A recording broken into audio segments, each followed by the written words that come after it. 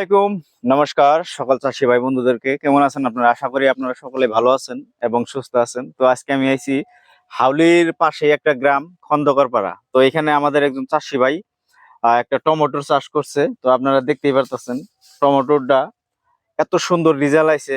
তো আপনারা ভিডিওটা স্কিপ করবেন না, আর স্কিপ করলে যারা টমেটোর চাষ করেন তারা মানে আজকে ঠকলেন। তো ভিডিওটা সম্পূর্ণ দেখেন, আর কি পরিমাণে প্রোডাকশন হয়েছে, আর কি সাইজ, গাছের হাইট কত পর্যন্ত, সবই আপনাদেরকে দেখাবো। আপনারা জাস্ট ভিডিওটা কন্টিনিউ করে থাকেন, স্কিপ করবেন না। আর আমাদের এখানে একজন চাষি ভাই আছে, ওনার কাছেও কিছু কথা ওনার সাথে বলবো আর কি, যে ওনার ক্ষেত্রে দেখে কি রকম লাগছে। তো আসেন আরম্ভ। ভাই আসসালামু আলাইকুম। ওয়ালাইকুম সালাম। এই যে আপনি টমেটোর ক্ষেত্রে দেখলাম, আমাকে কিন্তু খুবই ভালো লাগছে। তো আপনার কেমন লাগছে?